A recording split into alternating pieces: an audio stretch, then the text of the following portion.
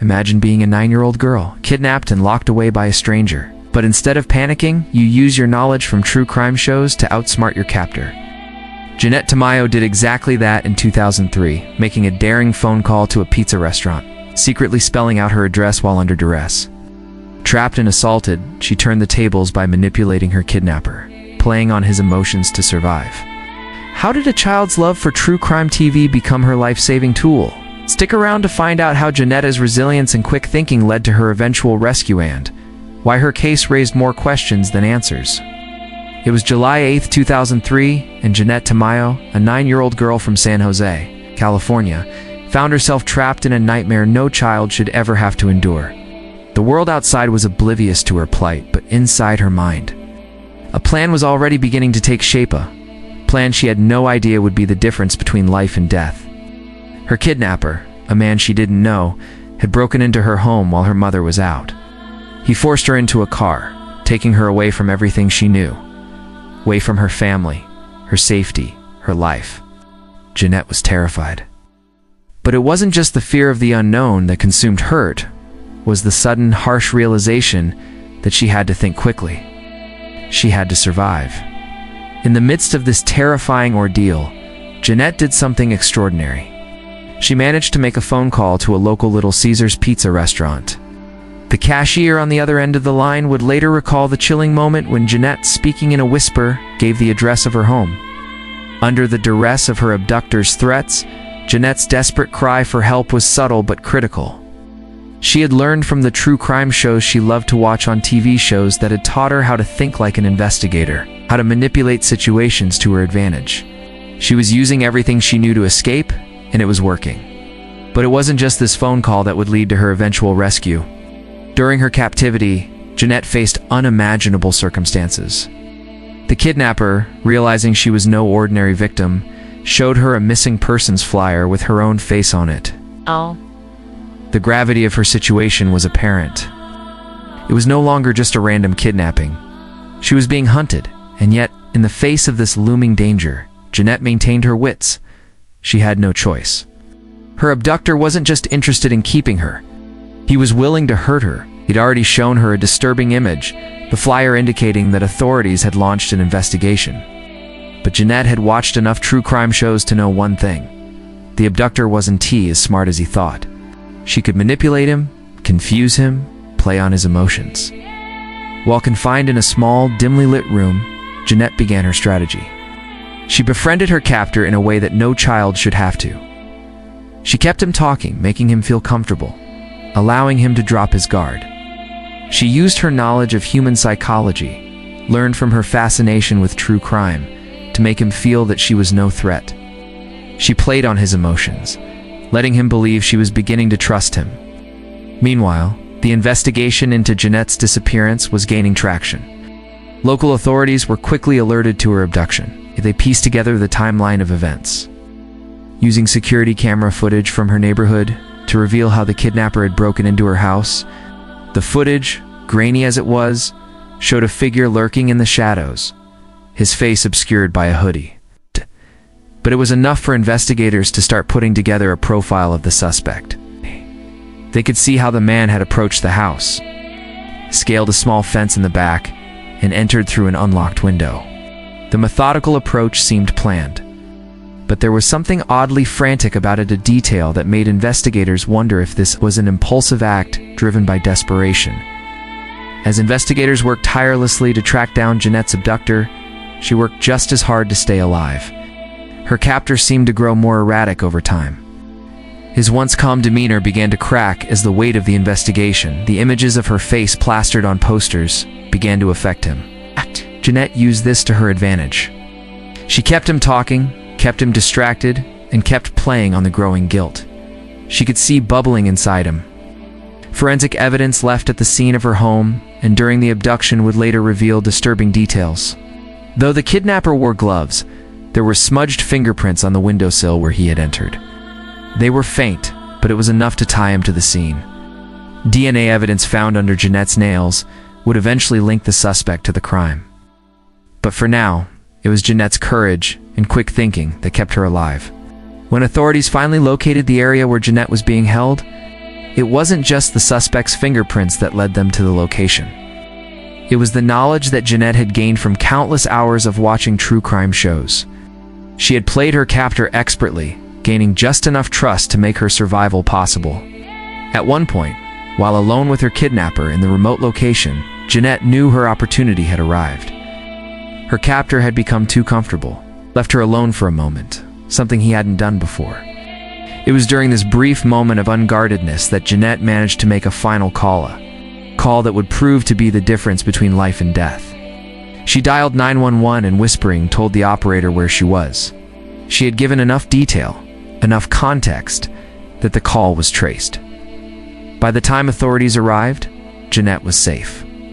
The kidnapper was apprehended. And the case was closed, but it was indeed just the physical evidence that led to the abductor's capture. It was Jeanette's resilience and quick thinking, using everything she had learned from the TV shows she watched, that had allowed her to survive. What was remarkable about Jeanette's case was how she managed to manipulate the situation using the very tactics that were meant to protect victims.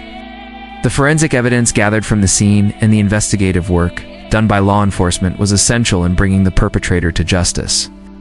But the key to Jeanette's survival was her ability to think like a detective, to outsmart her captor, and to manipulate him into thinking she was his ally. This wasn't just about physical strength or luck, it was about intelligence, resilience, and the determination to survive.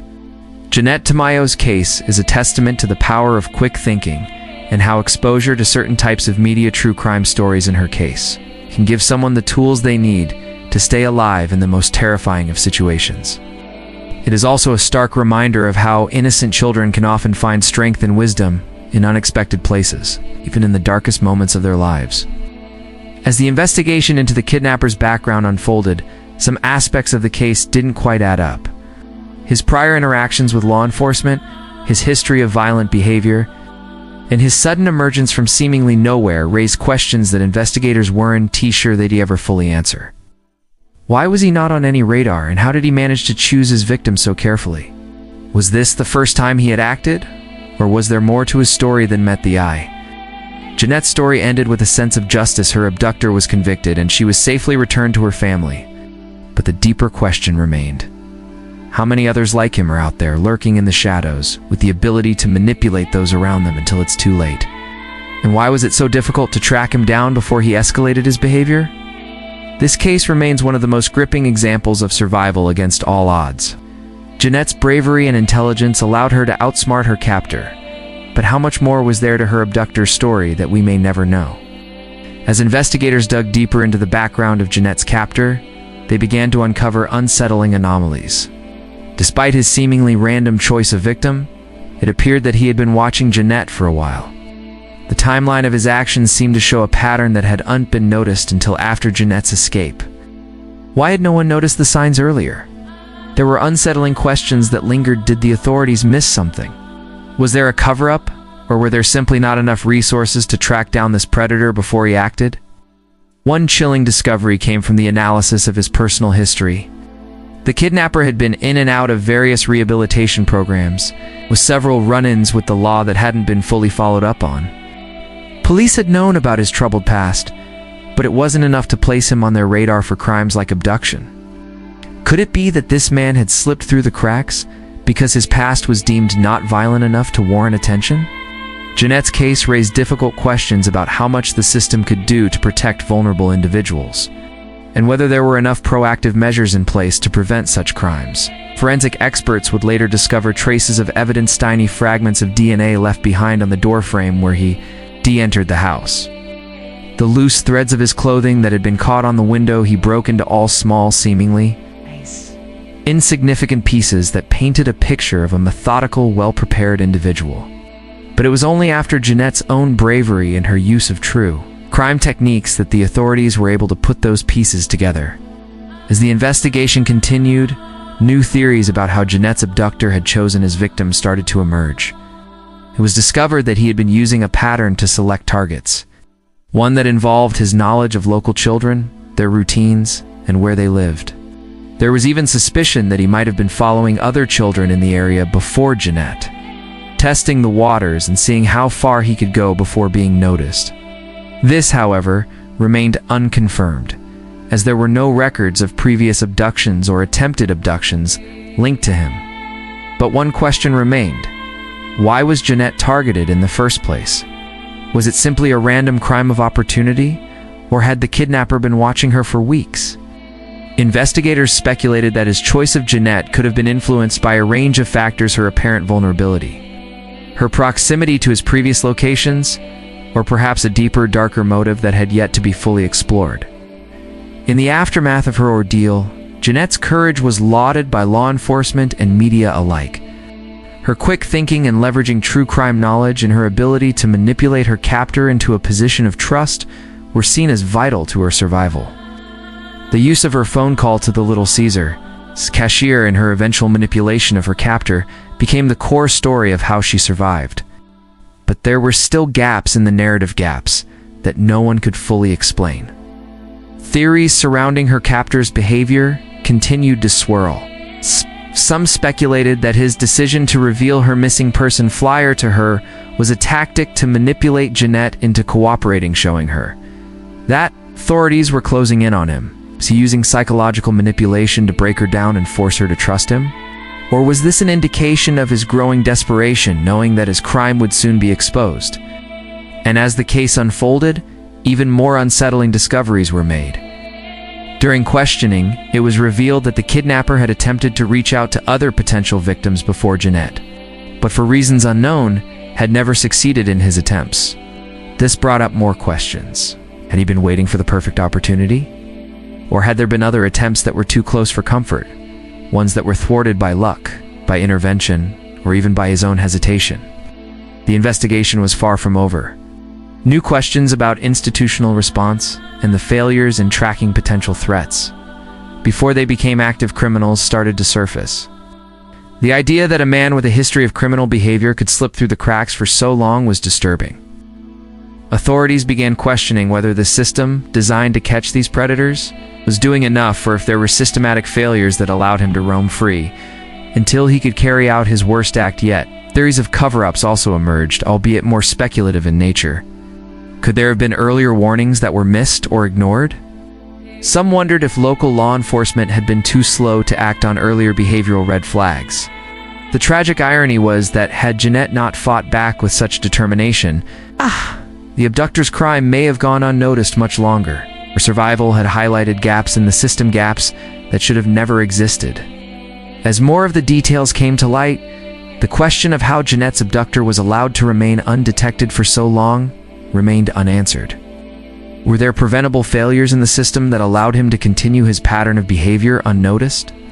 Or were there larger forces at play, forces that had kept his actions under wraps for far too long? In the end, Jeanette's case raised more than just questions about her survival. It was a sobering reminder of how vulnerabilities in the justice system, in criminal profiling, and in the collection of forensic evidence can create the conditions for predators to slip through the cracks. It was a haunting reflection on how those with violent pasts can go unnoticed until it's almost too latent, how individuals like Jeanette, with no formal training, can sometimes be the key to unraveling the truth that authorities miss. As the case wrapped up, there were still lingering questions. Could more have been done to prevent this from happening? Was the abductor truly the only one of his kind? And what had motivated him to act in such a brutal and calculated manner? The lingering questions continued to haunt the investigation, much like the unanswered mysteries left by the forensic anomalies in the case. Even as Jeanette's family breathed a sigh of relief, the lingering question remained. Why did Jeanette survive while others could not? In the shadows of this case, there were still answers waiting to be uncovered. As Jeanette moved forward with her life, and the criminal justice system worked to bring her abductor to justice, one thing was clear. The system wasn't perfect, but one little girl's bravery and quick thinking had saved her life and potentially stopped a serial predator in his tracks. The question that remained was this: what more could be done to protect the vulnerable? And what would it take for the system to finally be fully prepared to stop future crimes before they even began? As the investigation continued, questions surrounding Jeanette's abductor's past began to surface. The forensic team discovered disturbing anomalies in the man's history, years of documented criminal activity that had never been fully addressed by law enforcement. While he had been involved in minor offenses in the past, it wasn't until his brutal kidnapping of Jeanette that his true potential for harm became clear. It raised serious concerns. How had he managed to evade detection for so long despite the visible patterns in his behavior? Forensic experts examined his criminal record in detail. They found that, although he had been questioned in several unrelated cases, he had never been charged with anything significant until the kidnapping. A pattern began to emerge. He had managed to avoid serious criminal charges for years, slipping through the cracks in the system time and time again. This led investigators to question how much oversight law enforcement had over individuals like him. Could he have been a serial predator waiting for the right moment to strike? Or had the system failed to connect the dots between his prior offenses and his eventual escalation to violence? Moreover, investigators uncovered a strange detail in his personal history. He had a brief, unexplained stint in a psychiatric facility. There were no formal charges or diagnoses linked to it. Only brief reports that mentioned he had voluntarily checked himself in for a short time. But no one could find any record of what happened during that period. Why had this detail never been fully explored? Could there have been something buried in his past that would have tipped off authorities to his dangerous tendencies? The lack of full investigation into his mental health and criminal background led some to wonder. Could a more thorough investigation into his previous behavior have prevented Jeanette's abduction? While the abductor was eventually caught and convicted, the unanswered questions about the system's failures lingered. Was Jeanette's case a one-off and isolated failure? Or was this a reflection of deeper problems in how law enforcement tracks repeat offenders, especially those with a history of violent tendencies? Investigators, experts, and even some of the public began to call for a review of the procedures that allowed this predator to slip through the cracks. The question of institutional secrecy also came into play. Why had the mental health records of the kidnapper been so poorly documented? Why were certain aspects of his history glossed over, never fully investigated? Many speculated that there had been systemic failures in the handling of his case. If those failures hadn't existed, could Jeanette's abductor have been caught sooner before he escalated his behavior? And then there were the theories of what motivated him. What drove this man to abduct an innocent child in the first place? Was it simply an opportunistic crime, or was there a deeper psychological or sociological motive at play? Was he acting out of desperation, or was his behavior a calculated decision driven by a long history of unaddressed mental health issues and violent tendencies? Jeanette's case raised important questions not just about the individual responsible for her suffering, but about the broader criminal justice system itself. Why had certain warning signs been ignored or missed? Why had authorities failed to act on his prior offenses and psychological red flags? Could something as simple as more thorough record-keeping or greater coordination between different branches of law enforcement have prevented Jeanette's abduction? As the investigation continued, the community became more vocal about the need for reform and how law enforcement handles cases involving potential serial offenders. Advocates for victims' rights began to push for changes in how authorities tracked offenders, suggesting that individuals like Jeanette's captor should be more closely monitored. The idea of preemptively identifying and addressing risks posed by individuals with patterns of escalating criminal behavior began to gain traction. And many believed that had there been a more rigorous approach to monitoring potential offenders, tragedies like Jeanette's abduction could be prevented. While Jeanette's case was ultimately resolved, and her captor was brought to justice, the lingering questions remained. How many others had slipped through the cracks? How many other cases had similar elements warnings ignored, patterns missed that could have been prevented with better practices in the system? As Jeanette recovered and began the long process of healing, the questions about the system's failures remained, sparking widespread discussions about reform and criminal justice policies. There was no simple answer, but one thing was clear. Jeanette's story had exposed a gap in the system that could no longer be ignored. Jeanette's bravery had saved her life. She had not only survived an unimaginable ordeal, but had used her intelligence and the skills she learned from true crime shows to outsmart her abductor. However, the case raised another important question. What more can we do as a society to protect our children and prevent similar cases from happening again? Even after the conviction, the unanswered questions and the theories surrounding the investigation seemed to indicate that there were still many lessons to be learned from this case. What could have been done differently, and how can we prevent other children from going through similar horrors? The full truth may never be entirely known, but Jeanette's survival and her ability to outsmart her captor will always remain a powerful testament to her strength. While the investigation continued to reveal unanswered questions about her abductor, Jeanette's bravery served as a stark reminder that the battle to protect the most vulnerable among us is ongoing, and that there is still much work to be done to ensure such cases never happen again. As the case closed, it left the unsettling realization that many other children could be at risk, just like Jeanette had been.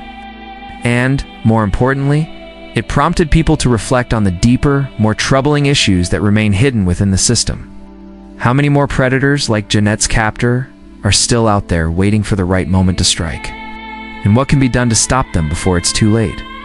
These questions, now more pressing than ever, continue to haunt law enforcement and the public alike, begging for answers that may never fully come. As the public grappled with the unsettling details of Jeanette's case, her survival and the investigation into her abductor highlighted systemic flaws that many had never considered before. Her courage in using what she had learned from true crime shows to survive against a dangerous predator was remarkable. Yet, as the dust settled on the immediate aftermath, the deeper, more uncomfortable questions began to surface. How many other predators had escaped notice? How many children were at risk because the system failed to catch the early warning signs of escalating violence? In the wake of Jeanette's abduction, experts began to examine the criminal justice system, especially the methods used for tracking repeat offenders. It was revealed that the kidnapper had been known to law enforcement for several minor offenses, nothing serious enough to raise red flags, but with a pattern of troubling behavior that in hindsight should have been addressed more thoroughly. Some speculated that Jeanette's abductor may have been on the radar of law enforcement, but was never flagged as a significant threat.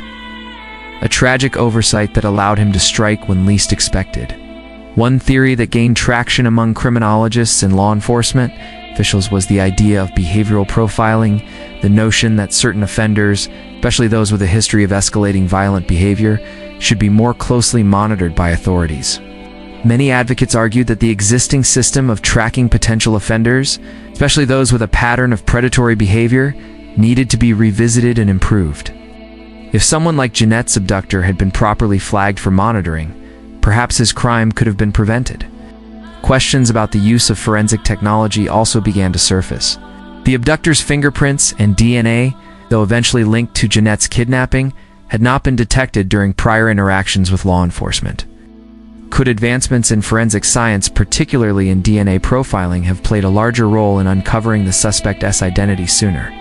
This led to debates about how forensic technologies could be more effectively used to track offenders, and how early intervention could have saved Jeanette from this terrifying experience. Additionally, investigators began to explore institutional failures that could have helped prevent the tragedy.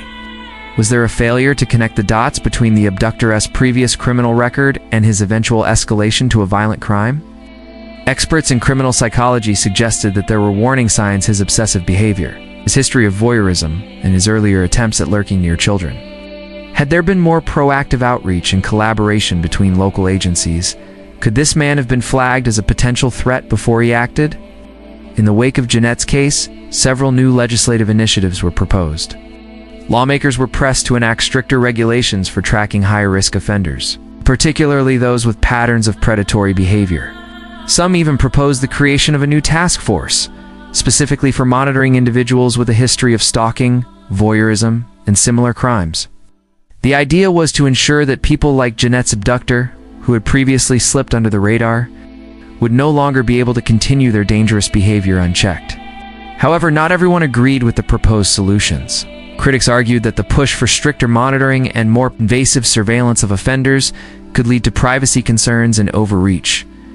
Would such measures lead to unjust persecution of individuals who were not yet considered violent criminals? Would the effort to protect children come at the cost of civil liberties for others?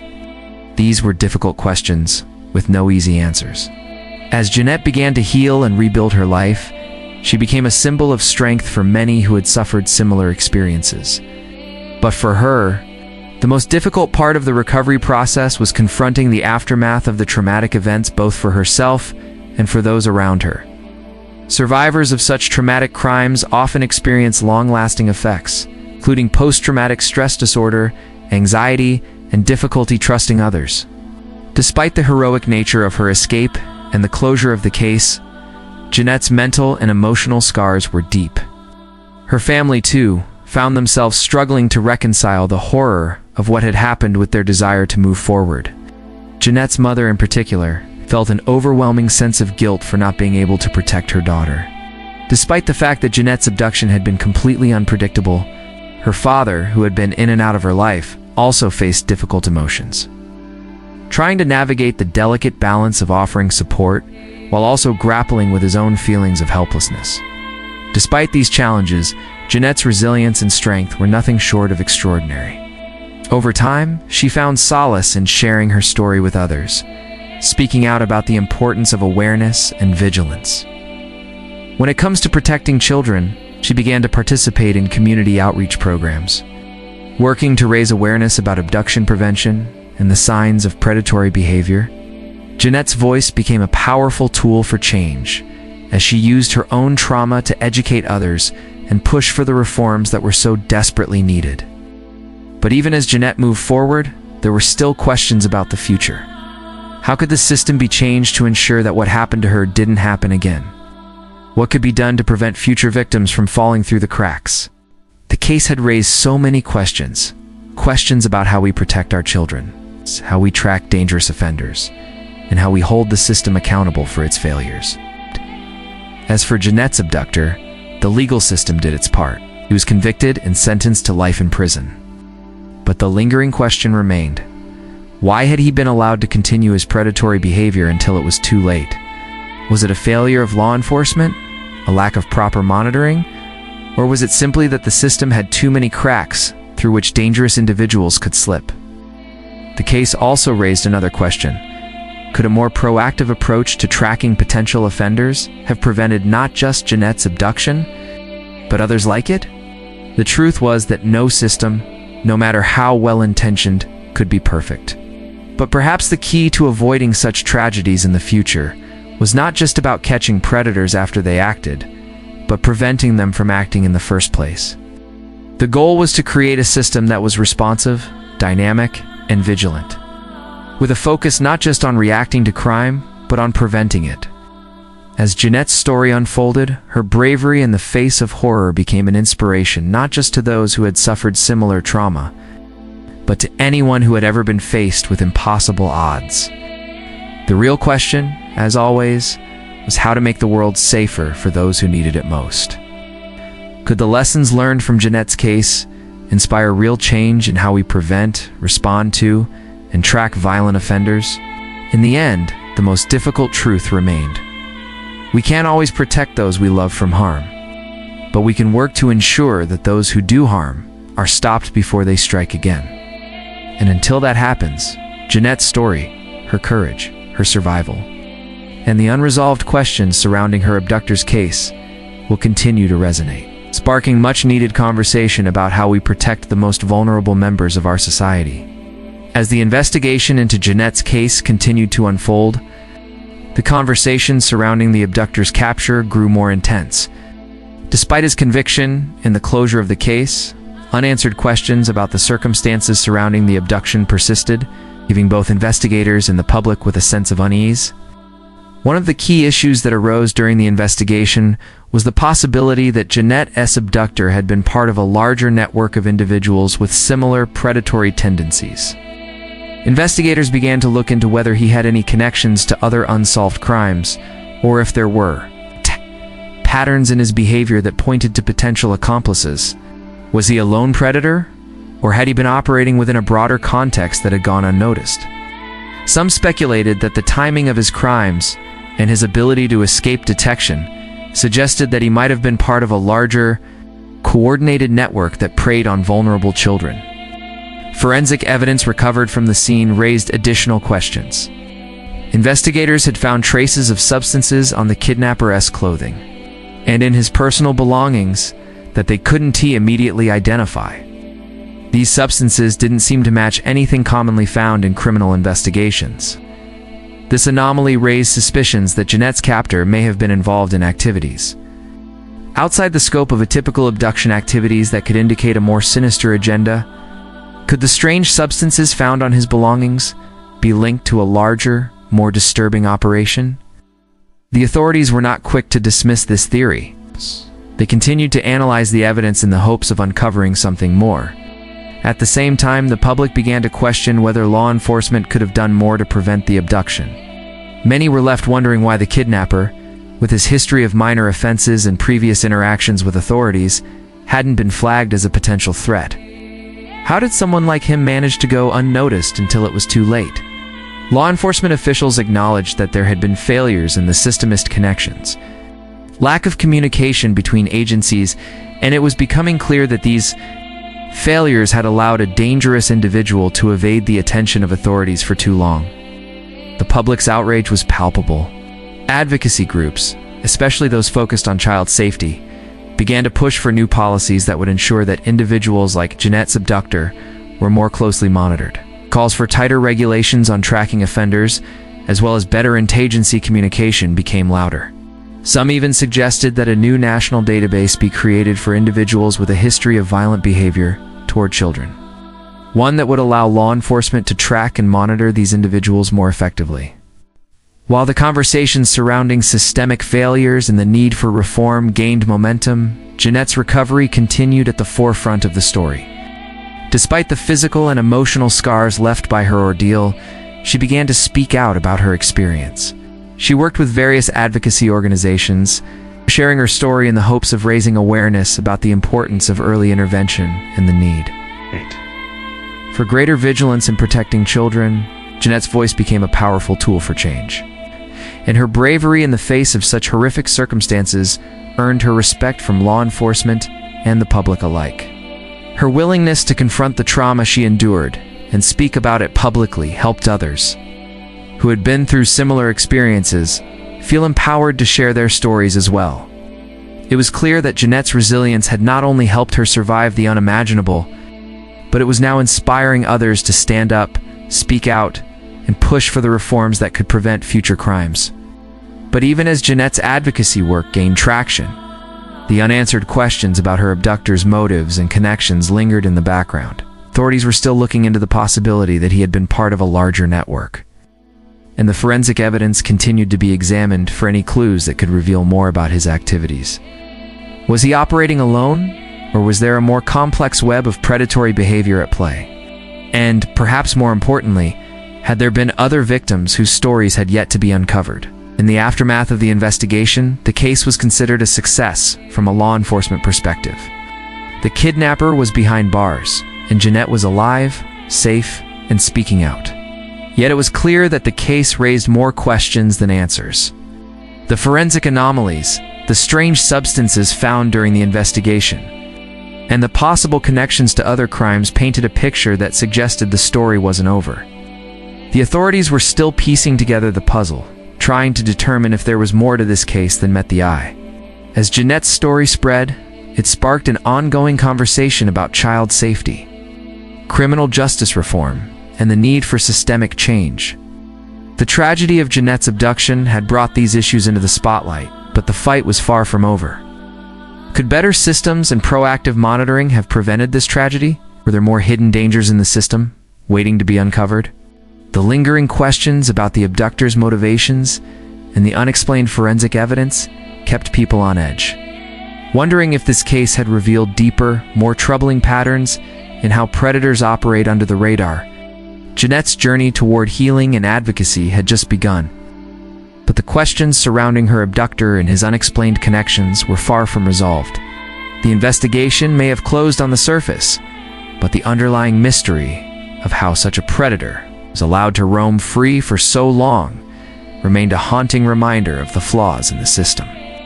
Could the truth about his full network, his motives, and his connections ever be uncovered? And what more could be done to prevent future predators from slipping through the cracks? The case may have been closed, but the questions lingered, leaving the community and the public with an uneasy sense of unfinished business. And so, the fight for change continued, as Jeanette's voice carried the weight of her survival, calling for a system that would never allow such a predator to escape unnoticed again. As the investigation into Jeanette's abductor slowly came to a close, the haunting questions surrounding his actions remained unanswered. Jeanette's survival had been a miracle, but the lingering mysteries about his true motives and possible connections to other crimes were unsettling. How many other potential victims had there been before Jeanette? Was he operating alone, or was there a darker network he was part of? These were questions that would likely never be fully answered, leaving many wondering just how much more was hidden beneath the surface. While Jeanette's abductor was safely behind bars, the deeper issues raised by the case were far from resolved. Advocates for children's safety continued to push for more stringent measures in tracking potential offenders, pushing for a more proactive and thorough system that could prevent future tragedies. Jeanette's case became a rallying cry for change, a powerful reminder that the justice system, while effective in her case, still had significant gaps that could leave others vulnerable. Jeanette herself, despite the trauma she'd endured, had turned her pain into purpose. She began speaking publicly about her experience, sharing her story with others who had been through similar horrors and pushing for systemic reform. Her courage became an inspiration to many, showing that even in the darkest of circumstances, resilience, intelligence, and a fighting spirit could prevail. But despite the closure of the criminal case, the questions persisted. Were there more predators out there, just waiting for the right moment to strike? Could there be more victims whose stories had yet to be told? What can we, as a society, do to ensure that children like Jeanette are protected, that predators are caught before they have a chance to act? The search for answers continues, and Jeanette's story will always serve as a powerful reminder of the dangers that lurk just out of sight, and how, when we least expect it, even the most vulnerable can become our greatest heroes. If you found this case as compelling and chilling as we did, make sure you like, comment, share, and subscribe to the channel for more stories that reveal the dark side of crime and justice. Our next video dives deep into another shocking case, where a victim's unexpected survival forces authorities to question everything they thought they knew about a cold case. Trust me, you won't want to miss it. Hit that notification bell to stay updated and get ready to unravel more mind-bending mysteries and untold stories. See you in the next video.